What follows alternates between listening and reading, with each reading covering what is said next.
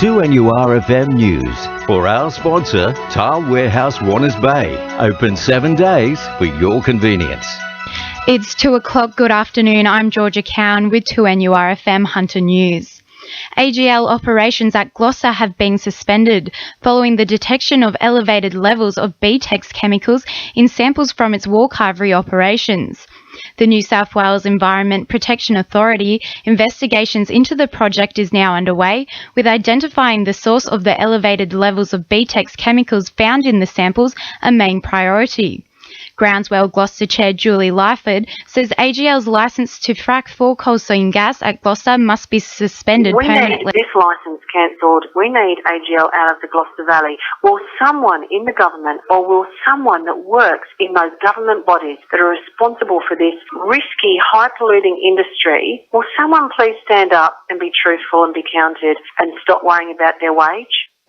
The state opposition says Hunter Valley Rail commuters are being further inconvenienced by changes to the way connecting trains to Sydney are being handled at Hamilton Railway Station.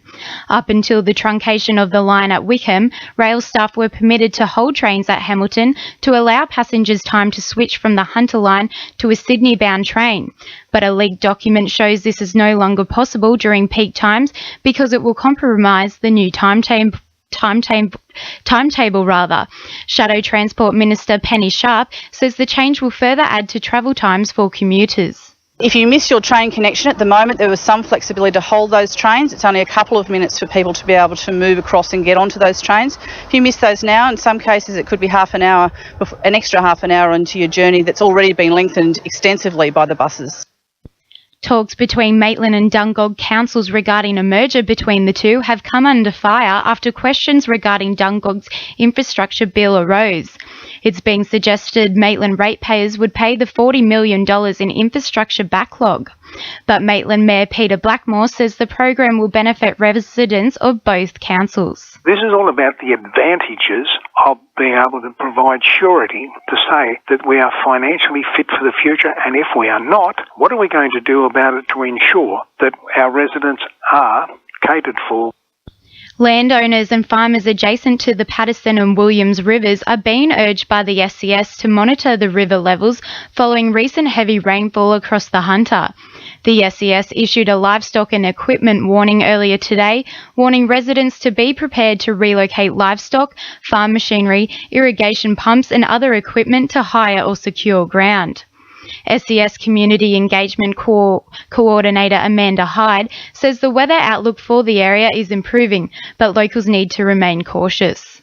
According to the Bureau of Meteorology's radar, the rain seems to be easing, so we've had the heaviest of the falls overnight and early this morning. Rock fishing safety guidelines could be about to come back under the spotlight, with calls for the state government to make wearing life jackets compulsory following a series of deaths in the Hunter. It's on the back of the region's 13th fatality along a notorious 3-kilometre stretch of coastline in 5 years, following the death of a woman after being pulled unconscious from the water off Lake Munmora's Fraser Park. Hunter Surf Lifesaving President Henry Scruton says they'll also be assessing the effectiveness of emergency response beacons south of Catherine Hill Bay. The emergency beacons are a wonderful idea. They do have several of the life rings there available, but you need somebody else there to throw the life ring in and somebody else to initiate the emergency beacon. So always go with a friend and make sure there's somebody else there with you. Hunter motorists will now be more aware of speed restrictions around school zones, with the rollout of flashing 40km/h signs now complete. It was a key coalition promise during the 2011 state election campaign. Parliamentary Secretary for Transport and Roads, Ray Williams, says the flashing speed signs will help our kids stay safe as they cross the road to and from school. Every school across the Hunter now has a 40k flashing sign, and look, it has been proven beyond doubt that 40k flashing signs reduce the speed volumes around schools. That's so important. We know that in the event of a dangerous accident, if cars are travelling at 40km speed limits, then there is more likelihood that the injury won't be as severe as what it would be at an increased level of speed. In finance, the All Ords is down 14 points at 54.97, and $1 Australian dollar is buying 79.77 US cents. Now with sport, Belinda Dellis Harris. The Socceroos will face South Korea in Saturday's Asian Cup final following last night's comprehensive 2-0 victory over the UAE at Hunter Stadium. Australia's defenders landed twin blows in the opening 15 minutes, with a header from Trent Sainsbury and Jason Davidson's sweetly placed left footer sealing the win. Davidson has told Fox Sports the night went to plan. We knew that UAE were going to be tired and they were going to give us a fight at the start, and the goal was to score as quickly as possible and get as many goals as we could. It was unbelievable, especially to do it on home soil. Great turnout. We're just happy that we got a clean sheet and we're into the final. Meanwhile, Newcastle Jets coach Phil Stubbins has flown out to Brisbane for crisis talks with owner Nathan Tinkler on the back of yesterday's players' mutiny. The boys have already met with the Professional Footballers Australia Union to vent their frustrations over a 6-month backlog in superannuation entitlements. And Ben Peterson has recorded his first Maitland Triathlon win of the summer, taking out round 5 in a PB time of 52 minutes 15.